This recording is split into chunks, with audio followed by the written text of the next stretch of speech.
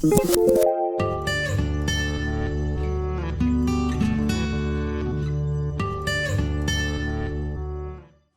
I'm Kathy Bernard with Sew Beautiful Magazine, and welcome to our Back to Basics series on heirloom sewing technique. In this segment, we're going to cover lace to fabric join, lace to lace join, and gathered lace. And we'd like to thank Sew Mama Sew for sponsoring us, and we're really excited that they've welcomed us on their blog to help bring heirloom sewing to you. So let's get started. First, I want to show you on the garment that we're making, the lace to lace join is right here. When we're joining this Pentex strip to these strips of lace, we're going to build a block of this first, and then we're going to lay our pattern on top of it and cut it out. So you don't have to worry about all these little shapes. Let me go into how you do that. Now first, remember in the introduction series I talked about using starch. Now this is our fabric, the voile, even cotton lawn and batiste is going to be kind of flimsy. This is right after it's washed, just a little wrinkled and very flimsy. And this is after I've starched it, and as you can see it's kind of stiff, it's got some body, and that's going to give it some port. You can starch this as stiff as you like. I like to put kind of 2 sprays of starch on it. It's not real stiff, but whatever serves your purpose. When we're doing lace to fabric, you don't want it to be real stiff because the edge is going to have to be able to roll and whip over the header of the lace. Remember I talked about the header of the lace. Now this is my lace insertion, and this edge is the header. Now I've starched this lace because I want it to be stiff. I don't want everything to mush together and get all tangled up under the foot.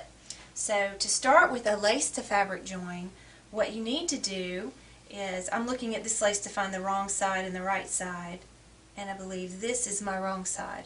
I'm going to place this wrong side to the wrong side of the lace to the right side of the fabric. Not that there's a lot of difference when you're talking about batiste because there's no right or wrong side.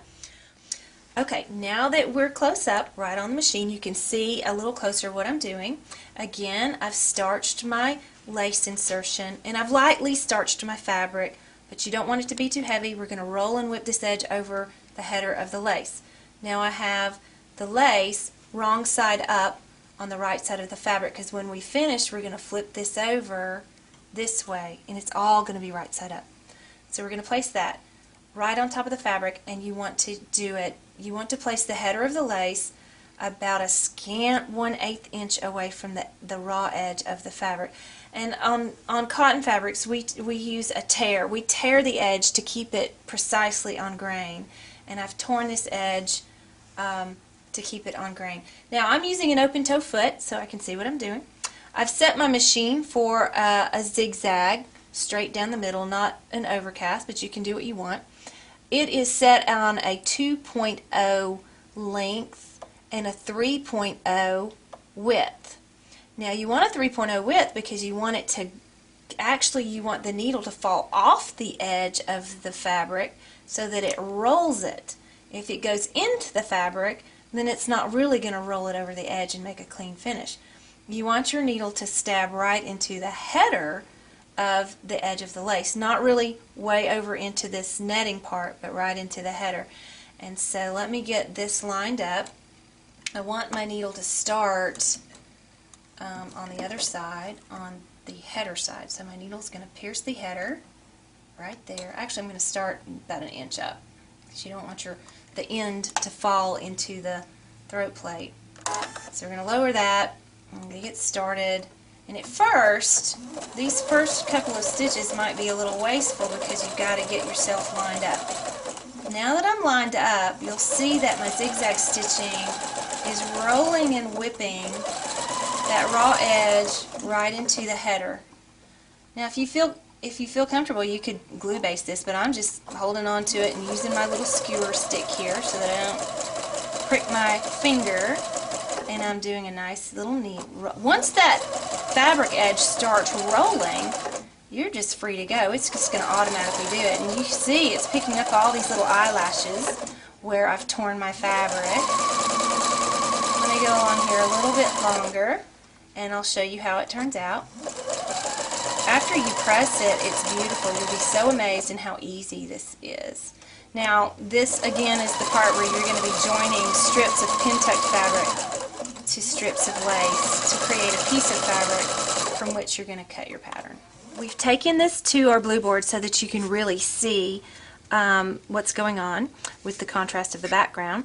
Now remember, we started up here, and so this is going to be a little bit of a waste. The reason you want to start down here instead of up here is so this doesn't get forced into your throat plate and you get get it all clogged up or a knot.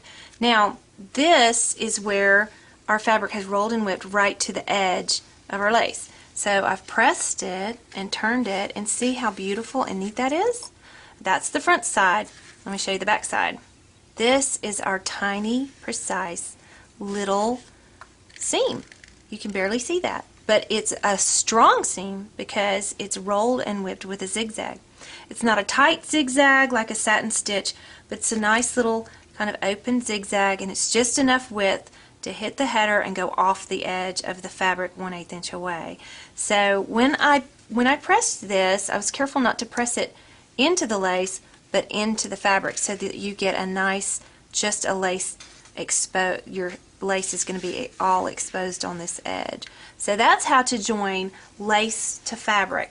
Next, I'm going to show you how to join lace to lace.